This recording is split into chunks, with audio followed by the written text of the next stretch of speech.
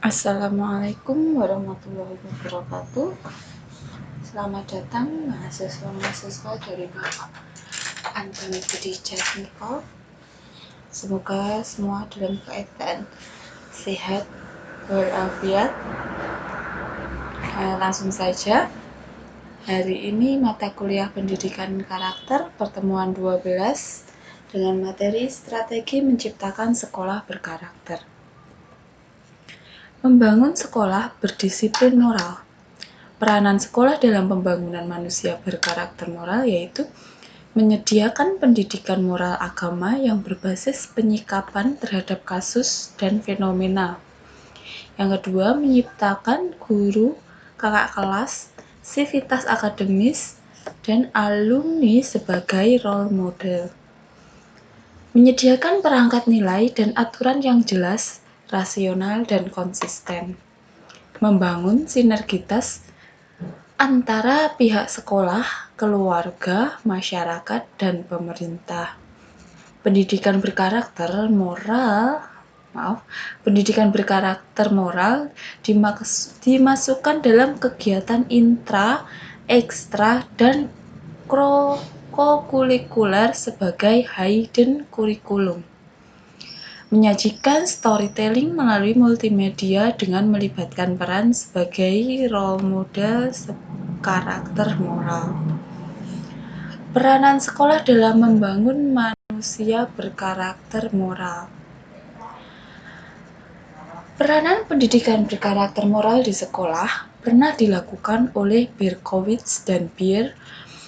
Mereka menyatakan bahwa penerapan pendidikan berkarakter moral mempengaruhi peningkatan motivasi siswa dalam meraih prestasi. Bahkan, kelas-kelas yang secara komprehensif terlibat dalam pendidikan karakter menunjukkan penurunan drastis pada perilaku negatif siswa yang dapat menghambat keberhasilan akademik. Hal ini disebabkan salah satu tujuan pendidikan karakter adalah untuk pengembangan kepribadian yang berintegritas terhadap nilai atau aturan yang ada. Ketika individu mempunyai integritas, maka dia akan memiliki keyakinan terhadap potensi diri atau self-efficacy untuk menghadapi hambatan dalam belajar. Menyediakan pendidikan moral agama yang berbasis penyikapan terhadap kasus atau fenomena. Sebenarnya, hal ini sama dengan tujuan pendidikan berkarakter moral yang mengembangkan interpersonal dan intrapersonal. Dengan demikian, pendidikan moral agama lebih ditekankan kepada kasus-kasus atau fenomena yang harus dipecahkan oleh peserta didik berdasarkan pertimbangan nilai atau moral agama. Hal ini yang disebut sebagai pembelajaran berbasis masalah atau problem-based learning.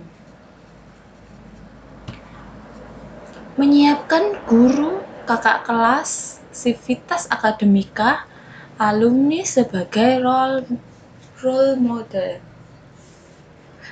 Figur teladan ini sesuai dengan filosofi pendidik yang dikemukakan oleh Ki Hajar Dewantara, yaitu ing ngarsa sung tulodo atau seseorang guru harus mampu memberikan keteladanan sikap dan tindakan, khususnya keteladanan moral. Apalagi guru merupakan sosok digugulan ditiru atau dipatuhi dan dicontoh tindakannya. Jika guru hanya memberikan pengajaran moral tanpa mendidik atau memberi keteladanan moral, maka akan terjadi kebingungan pada diri peserta didik. Sosok guru yang ideal adalah guru yang bermoral. Ketika guru melakukan tindakan amoral seperti pelecehan seksual, kekerasan, tindakan pidana, dan lain sebagainya, maka fenomena ini disebut sebagai moral hipokrisi, yaitu sosok yang idealnya bermoral namun melakukan tindakan tidak bermoral. Menyediakan perangkat nilai dan aturan yang jelas, rasional, dan konsisten. Aturan yang jelas juga dimaksudkan agar peserta didik tidak mencari celah kelemahan aturan dan memanfaatkan celah tersebut untuk pelanggaran. Selain itu, yang dimaksudkan dengan aturan atau nilai yang rasional ialah segala aturan tersebut bukan saja bertujuan untuk mengarahkan atau melanggar suatu tindakan, tetapi lebih kepada penguatan alasan mengapa aturan atau nilai tersebut ditegakkan. Untuk yang membangun sinergitas antara pihak sekolah, keluarga, masyarakat, dan pemerintah, hal ini merujuk definisi pendidikan berkarakter moral, maka pendidikan tersebut sesungguhnya merupakan suatu proses. Maknanya, pendidikan berkarakter moral merupakan transfer secara bertahap dan berkelanjutan.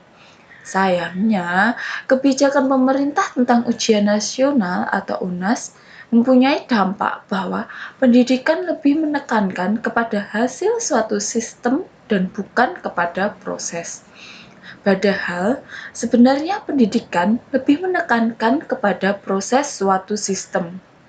Oleh karena itu, disarankan agar pemerintah tidak membuat suatu kebijakan yang bertentangan dengan filosofi pendidikan berkarakter moral. Pendidikan berkarakter moral dimasukkan dalam kegiatan intra, ekstra, dan kokurikuler sebagai hidden curriculum. Dalam kegiatan intrakurikuler dan kokurikuler, setiap mata pelajaran perlu memberikan pesan moral khusus berkaitan dengan topik pembelajaran. Contohnya, pelajaran biologi tentang reproduksi manusia perlu diberikan sosialisasi tentang dampak negatif seks pranikah jika organ reproduksi belum siap digunakan. Jadi, tidak sekedar pengetahuan seks, tapi juga menyisipkan pesan moral yang rasional.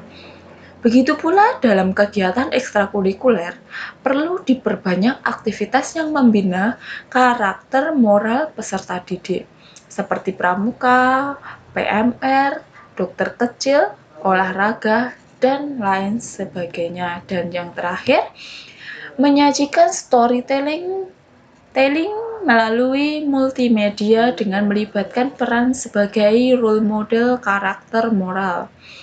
Menurut Sheldon, pada tahun 2004, storytelling adalah suatu metode yang tepat untuk menyampaikan pesan moral melalui peran tokoh-tokoh dalam suatu cerita sebagai role model. Dengan demikian, storytelling memiliki kemampuan untuk menyampaikan nilai-nilai moral kepada anak dan remaja lebih mudah menerima informasi melalui audio visual. Oleh karena itu, disarankan storytelling disajikan dalam multimedia sehingga menarik keterlibatan afeksi dan kognisi peserta didik dalam menginternalisasi nilai moral yang disampaikan. Sebagai contoh, storytelling dengan tema budaya lokal seperti Malin Kundang disampaikan melalui tayangan film atau parodi.